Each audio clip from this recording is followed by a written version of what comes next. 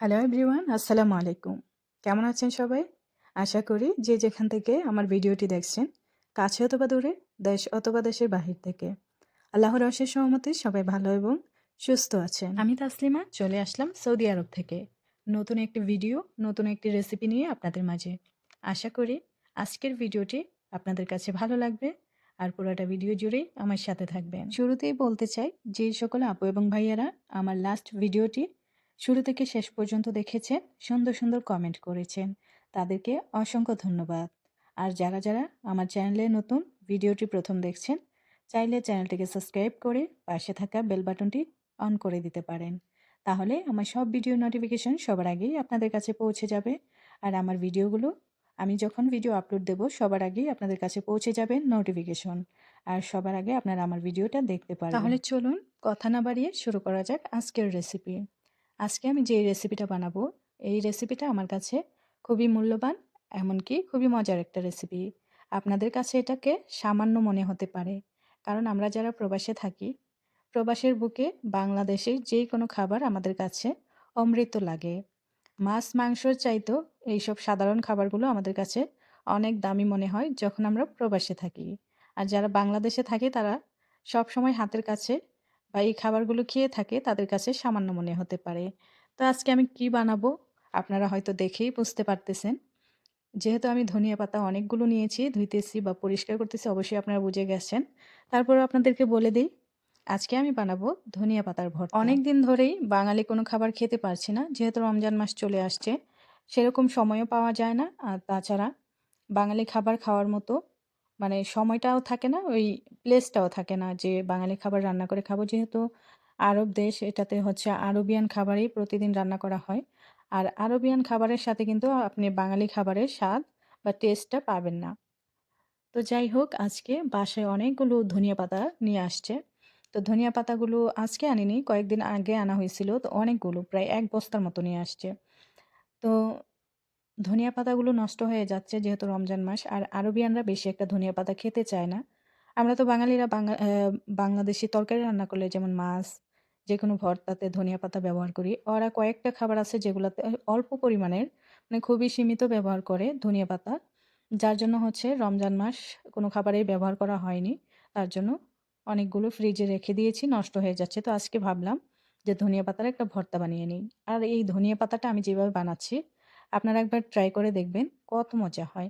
আর ধনিয়া পাতা ভর্তার ভেতরে অবশ্যই রসুন আর পেঁয়াজটাকে একটু বেশি করে দিতে হবে। আর ধনিয়া পাতা ভর্তাতে অবশ্যই, অবশ্যই আপনার কাঁচা মরিচটা ব্যবহার করবেন। শুকনা মরিচ দিয়ে হচ্ছে ভর্তা মজা, কিন্তু সব ভর্তাই শুকনা মরিচ দিয়ে খেতে ভালো লাগে না। আর ধনিয়া পাতা ভর্তাটাতে কাঁচা মরিচ দিলেই বেশি মজা হয়। তো আমি এখানে বড় সাইজের ৩টা, ৩.৫টা, মানে ৩টার অর্ধেকটা রসুন নিয়েছি। আর বড় সাইজের একটা 1/2 কিলো হবে পেঁয়াজ কুচি করে কেটে নিয়েছি। আর ধনিয়া পাতাগুলো অনেকটাই নষ্ট হয়ে গেছিল। তো ২ জনে মিলে হচ্ছে বেছে নিয়েছি।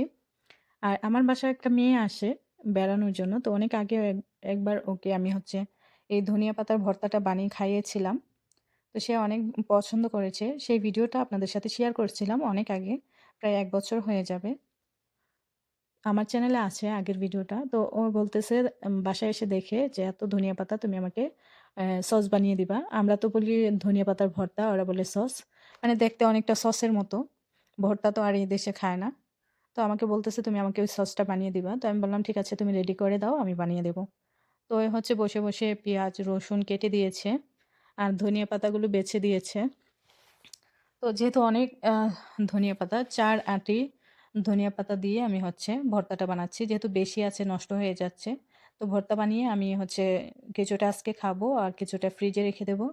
আবার ওকে যাওয়ার সময় দিয়ে দিবো। ও বলছে, "আমাকে দিয়ে দিবা বেশি করে।" তার জন্য আমি হচ্ছে অনেকগুলো ভর্তা বানিয়ে নিচ্ছি। তো পেঁয়াজ তো কতগুলো নিয়েছি আপনারা দেখছেন, পেঁয়াজ আর রসুন।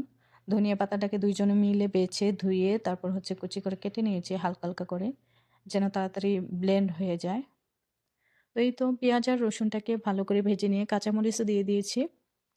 আর আমি কিন্তু ঝাল একদমই খেতে পারি না এখন। যখন বাংলাদেশে ছিলাম অনেক খেয়েছি ঝাল, কিন্তু এখন খেতে পারি না।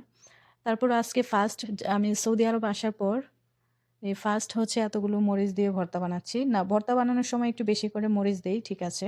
এর আগেও দিয়েছিলাম আর আজকে আবার এতগুলো মরিচ দিয়ে ভর্তা বানাচ্ছি। তো ওরা তো দেখে অবাক হয়ে গেছে যে এত মরিচ দিয়ে বানালে খেতে পারবে কিনা। বাসার হচ্ছে আমরা ৩ জন এই ভর্তাটা খেয়েছিলাম। তবে ওরা ঝাল বলছে কিন্তু অনেক মজা বলছে। অনেক মজা হয়েছে কিন্তু ঝাল। কিন্তু আমি আর ওই যে আরেকটা মেয়ে আছে আমার সাথে, আমরা ২ জন খেতে পারছি। অনেক ভালো লাগছে। আর ভর্তা যদি সাদা ভাতের সাথে না খাওয়া যায় তাহলে কিন্তু ভর্তার যে আসল স্বাদটা আছে সেটা কিন্তু বোঝা যায় না। যার জন্য হচ্ছে আমি ভর্তা এখানে বানাই না। কারণ এখানে সবসময় রান্না করা হয় ক্যাপসা, বিরিয়ানি, মেহেন্দি এগুলো। তো এগুলা দিয়ে কিন্তু ভর্তা খেতে তেমন ভালো লাগে না সাদা ভাত ছাড়া। আর দেখা যায় সবার জন্য রান্না করার পর নিজের জন্য আবার আলাদা করে সাদা ভাত রান্না করব সেই আ ইচ্ছে হয় না আরকি। সময় থাকলেও ইচ্ছে হয় না আর ভালো লাগে না।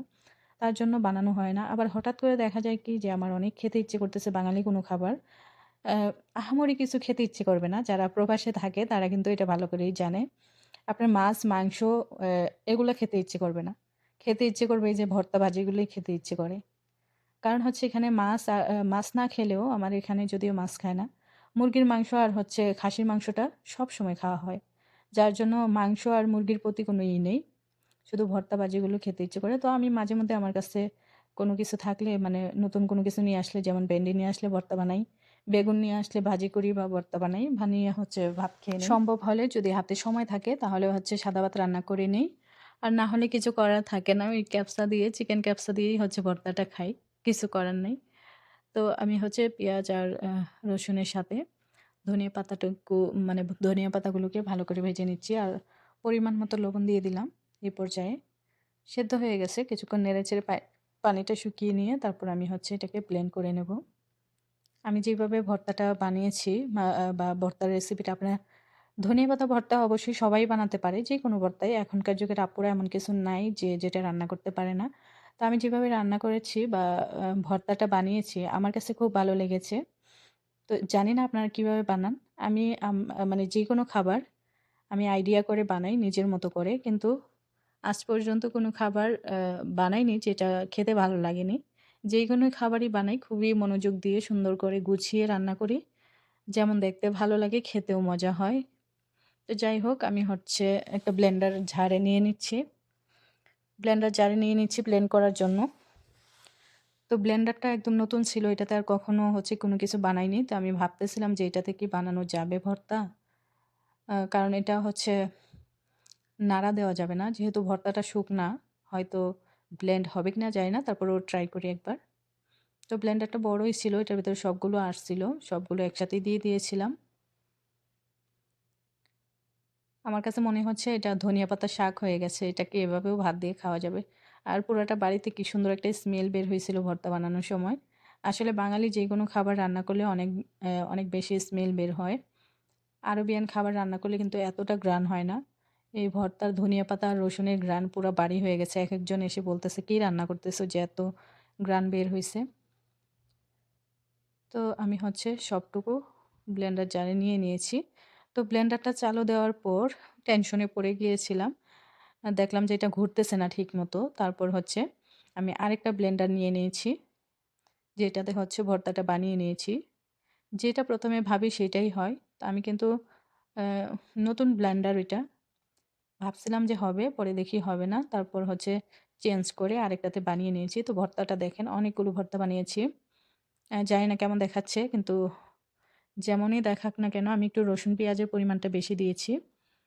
কিন্তু ভর্তাটা কিন্তু অসাধারণ হয়েছিল। তো এটাই হচ্ছে আমার ভর্তার ফাইনাল লুক। এখন খাওয়া-দাওয়া করব। চলেন দেখি ক্যাপসার সাথে ধনিয়া পাতা ভর্তা খেতে কেমন লাগে। এই তো আমাদের রান্নাবান্না শেষ। এটা কিন্তু সেহরির খাবার। কোনো রাতের খাবার না। সেহরির সময় আমি এই ভর্তাটা বানাইছি। তো এই তো সেহরি রান্না করা শেষ। চিকেন দিয়ে হচ্ছে ক্যাপসা রান্না করেছিলাম। তো আমি নিয়ে নিচ্ছি খাবার জন্য। আমি আর আরেকটা মেয়ে আছে আমার সাথে। আমরা ২ জন বসে পড়ছি খাওয়ার জন্য। তো দেখি খেয়ে কেমন লাগে আপনাদের সাথেও শেয়ার করি। গরম, গরম আমার মনে হচ্ছে সাদা ভাত হলে অনেক মজা হতো। বিসমিল্লাহ। সত্যি কি বলবো অসাধারণ হয়েছে। মানে মনে হচ্ছে আমি বাংলাদেশে চলে গেছি। বাংলাদেশের একটা ফ্লেভার, বাংলাদেশের একটা ঘ্রাণ। এখানে আসার পর থেকে মনে করেন যে বাঙালি কোনো খাবারের স্মেলই পাওয়া যায় না। যদি কোনো কিছু না বানাই, আমি তো মাঝে মধ্যে ভর্তা ভাজি বানালে আমার মনে হয় যে আমি বাংলাদেশে চলে গেছি। তো সত্যি কথা বলতে ভর্তাটা অনেক মজা হয়েছিল। নিজের কথা নিজেই বলতেছি, নিজের রান্নার প্রশংসা নিজেই করতেছি। তো যাই হোক যেটা ভালো হয়েছে সেটাকে ভালোই বলতে হবে। আসলেই অনেক মজা হয়েছিল। তো এই ছিল আমার আজকের ধনিয়া পাতার রেসিপি। আপনাদের কাছে কেমন লাগলো? অবশ্যই কমেন্ট করে জানাবেন। আর যারা ধৈর্য সহকারে এতক্ষণ পর্যন্ত আমার ভিডিওটি দেখেছেন, তাদেরকে জানাই মন থেকে অনেক, অনেক ধন্যবাদ এবং ভালোবাসা। আর যারা ভিডিওটি দেখেছেন, একটা লাইক, একটা কমেন্ট করতে ভুলে গেছেন, প্লিজ একটা লাইক, একটা কমেন্ট করে দিবেন। আর যারা এখনো চ্যানেলটিকে সাবস্ক্রাইব করেননি, চাইলে চ্যানেলটিকে সাবস্ক্রাইব করে পাশে থাকা বেল বাটনটি বাজিয়ে দিতে পারেন। তাহলে আমার সব ভিডিওর নোটিফিকেশন সবার আগেই আপনাদের কাছে পৌঁছে যাবে। সবাই ভালো থাকবেন, সুস্থ থাকবেন। দেখা হবে বা কথা হবে পরবর্তী যেকোনো ভিডিওতে। ততক্ষণ পর্যন্ত সবাই ভালো থাকবেন। আল্লাহ হাফেজ।